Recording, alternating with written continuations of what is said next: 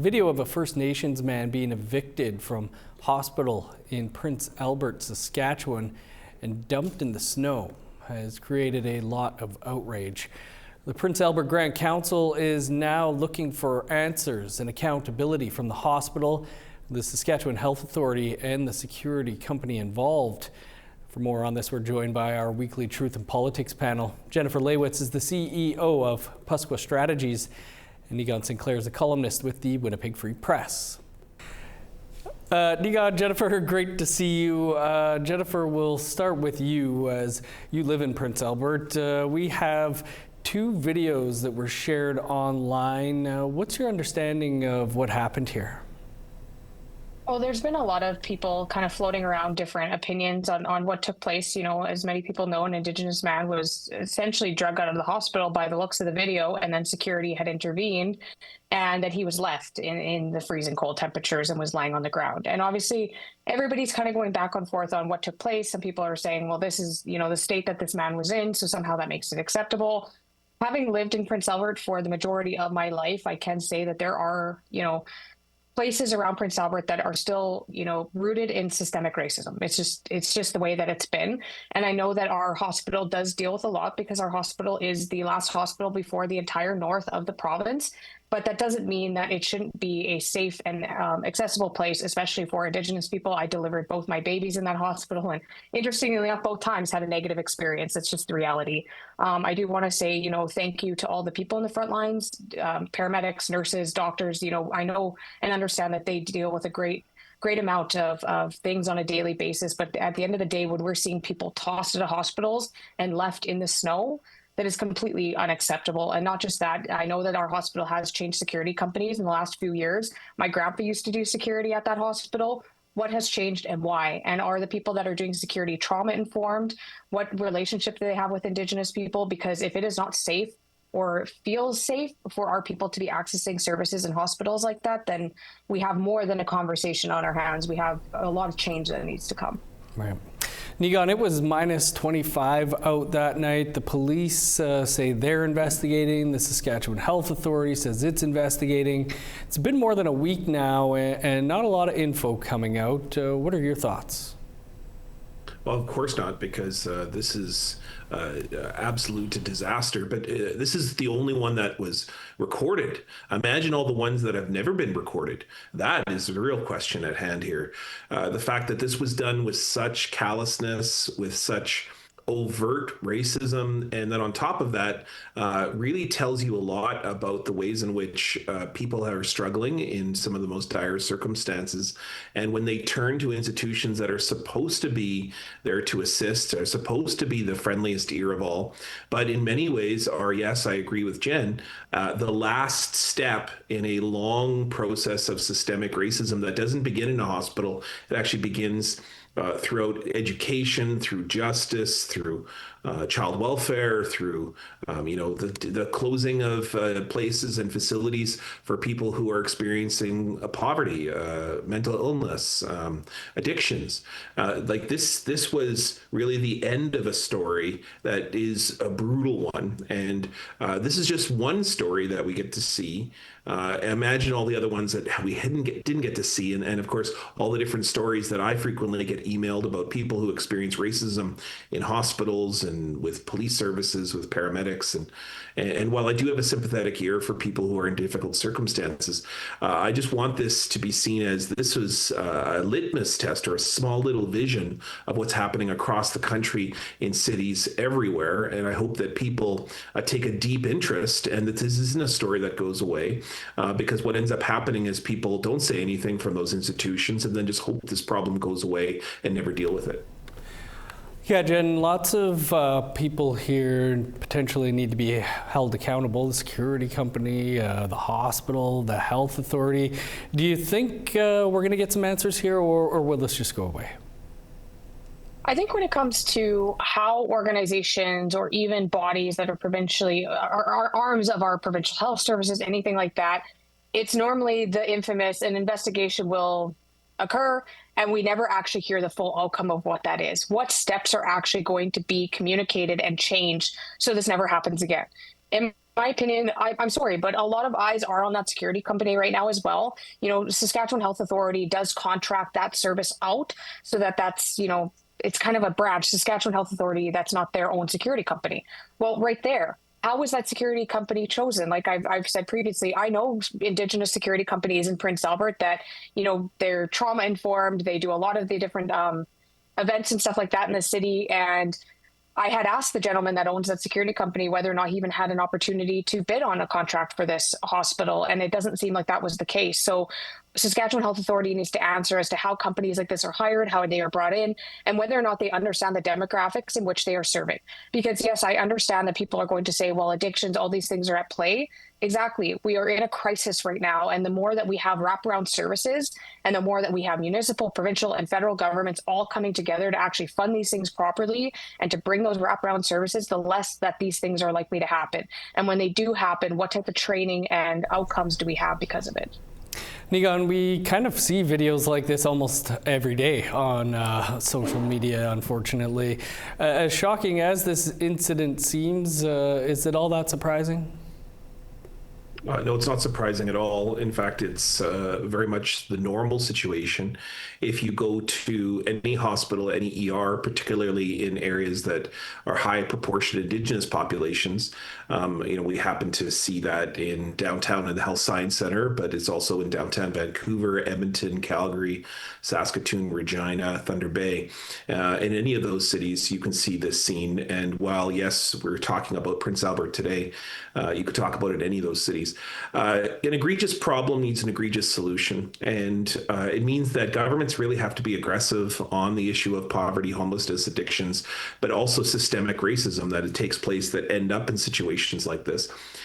We have to hear more about it, all the things that Jen said just a minute ago. But really, when governments take risks, like for instance in Manitoba, supervised consumption sites that are in many ways have been very successful in Thunder Bay, they're taking a lot of heat in Winnipeg. The NDP government by bringing supervised consumption in. That's something we've never tried before. So when governments take a risk and try to deal with this thing aggressively, which is not an easy issue to address, the long history of Indigenous people suffering in downtown city cores, which involves all those different things, or what Jen said, the wraparound services, we have to be patient. We also have to be able to be supportive and not quickly judge, and also realize that this egregious solution is going to take generations to fix, because it takes generations to make into this terrible situation that we witnessed on a video just recently. Niigaan, I'll come back to you for this one, as you were in Ottawa for events being held this week to mark the 10th anniversary of the release of the Truth and Reconciliation Commission's final report. What can you report on for us on events there? It was a pretty emotional, pretty incredible gathering. What you saw is Chief Wilton Littlechild, Dr. Marie Wilson, who are of course the surviving commissioners, come back and speak and report to hundreds of survivors who traveled to Ottawa, many of them in their 70s, 80s, and 90s, who wanted to hear about where the TRC is at. They wanted to hear and have an experience in which they could see some progress, which I know that on this panel, we've talked a lot about the stalling recently, but the fact that the past 10 years, you've seen more change than you have seen in 150. These are notable steps, and I think it gave survivors a lot of hope. I spoke about the legacy of my father, and it was a wonderful time. It was kind of like an It's Your Life moment, where I had all of these people who've known me for decades, since I was very, very young, even going to lodges, ceremonies with my father, and just seeing all the different things that they did to bring us to this point where we are actually having a conversation about reconciliation and truth in this country. And it's because of all those survivors, many of whom seem to be leaving us to travel to that spirit world even more than ever. It's because of that fierce work, because of that commitment to love, and because of during the time periods in the 1960s and 70s when absolutely nobody wanted to hear from Indigenous voices. They stood up, and they did that for us so that we could have a TV channel that we can talk about these things. It was because of our survivors and our elders, and many of them who came to Ottawa. And so it was a real opportunity, I think, for all of us to do this work, to say thanks, but also to witness that they are still doing the work. I mean, Governor General Mary Simon was just walking around visiting with everybody. You saw these fierce, incredible elders from the Reconciliation Survivor Circle just coming around, talking, just incredible people. Eugene Arcand was one of my favorite people. And of course, he was walking around cracking jokes left and right. And he's a survivor that has been there really since the beginning. So just in a really wonderful, inspiring time. Flew home on a flight with Eugene beside me one time. That was a great flight home. Jen, it sounds like a great event there in Ottawa, but Jen, outside, I guess, of that event, did you see much else going on to really recognize the 10th anniversary of the TRC's final report? In Saskatchewan, not as much as I would have liked to see. It still would have been nice to see governments and elected officials and bodies outside of our own acknowledging it. The federal government and Prime Minister Mark Carney did acknowledge it, but it flows all the way down, right? And we just talked about systemic changes that need to come in place so that we're not seeing incidents like we saw in Prince Albert with the Indigenous man at the hospital. Is the TRC calls to action. There's a lot of calls to action. And I think it's time that we, start actually prioritizing those calls to action. And not just that, we start, becoming stronger as a people too, and start thinking to the future and what that future leadership looks like for our youth and our young people that are going to become leaders one day. And we're equipping them with generations of, strength and resiliency that's not just rooted in having to address the hard, but addressing the good and the positive too, because I think it's our time, right? It's time to feel that, and it's time to have a lot more positive that we get to talk about instead of having to fight for equality and inclusion and even breaking down the systemic barriers. So I'm hoping that this next year we'll see, a little bit of more transformative change with it, which I think we're already seeing. I think our young people, especially with social media now, are becoming warriors in their own ways, especially using, technology and modern day components to see that happen. So yeah, I'd like to see more of the TRC calls to action prioritized, and I would like to see everybody come together to actually, honor the spirit and intent of what the Truth and Reconciliation Commission was all about. And yeah. Niigaan, you wanted to touch on some things happening south of the Medicine Line. Go ahead. Well, do we have a few hours? Yeah. I should have narrowed it down. Every week, if you watch, and for those of us who are, in the media, we're of course very busy with the things that happen in this country. We're very concerned with the different conferences, for example, that talking about Métis identity. We're talking about child welfare deals at the AFN, et cetera, et cetera. We could talk about that all the time. We almost never talk about the absolute disaster that is taking place in the South with the Trump administration. Of course, the new U.S. president, under a year in office, have rolled back almost 250 years of tribal law. I mean, where do you begin? There's the immigration raids, which are taking legitimate Indigenous peoples, Native Americans, and taking them to sites in which they are, their identity is questioned, their U.S. citizenship is questioned. And then, of course, the removal of birthright citizenship, which is because Native American tribes are in these kind of middle positions in the United States. They're either partly American, but they're also from their own tribal nations. That has problematized the nature in which they will be recognized as U.S. citizens. And then, of course, there's the gutting of the Indian health services, the gutting of the Indian education services. We have tribal colleges that almost can't open now, have had to cut half their staff. ERs cannot open on tribal nations. Now people are dying by having to travel to cities.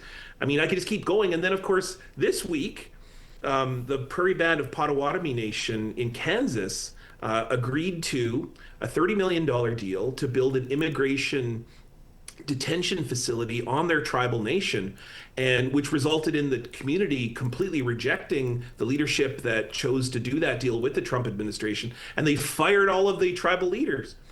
Like, I don't even know where to begin when we talk about what's happening south of the border, but I'll just say that, if you spend any time on media and you have a few minutes and you want something that is just unbelievable rolling out, check out Native American politics in the United States right now. It's fascinating. And I check out some of our relatives who are on the U.S. side covering these stories. Yep, we could do a whole half-hour show easily. Jen, your thoughts on anything Niigaan touched on there, or what you're seeing south of the medicine line? Oh, I don't know if there's enough time in the day to go over all of what's happening under the Trump administration, but it actually ties into something that a lot of people aren't even recognizing when it comes to media, and something that, might not be super, super relevant to international or national level media as it comes local. But if anyone is following the policy alternative, the Canadian Centre for Policy Alternatives, they were actually talking about localized media in this country and how it is deteriorating at a rate which should scare everybody. And back about 10 years ago, it was 3% of Canadians that were affected by this, and now it's up to 7%. So there are 2.5 million Canadians that do not have access to local media. And so there's policy analysts and researchers are saying we're actually becoming in a vacuum, and it harms, as a political scientist, this scares the death out of me, because people not having access to those things, misinformation, AI, all of these things are now taking over, and it's easier for decision makers to actually get away with a lot of these things. And we're becoming more and more desensitized to it. And the Trump administration, I wholeheartedly believe, is almost capitalizing off of this. They're becoming more and more, outrageous in some of the things that are coming out. And as Canadians even seeing it, it's like, whoa, what? I don't know if you saw Rob Reiner had passed away, and what Trump had to say after, such a well-known person passed away. Crazy. Like, it's just, there's so much, but my thing ties directly back to the media. We need more access to it. We need to ensure that we have publicly funded media in this country. And yeah, we need to be paying attention to what's going on down there, what's going on in here, and all of it. Sad state of affairs indeed. I know just seeing the videos people share online, and you have to scroll way down to the bottom where it says made possible by AI, and but people think that this is real stuff. Well, a great way to end the 2025's panel. We won't be back until the new year. I should say, though, we will have a special half-hour Truth and Politics panel coming up on January 2nd, so tune in for that. Happy holidays and Happy New Year to you both. You got you. Thanks. Happy New Year.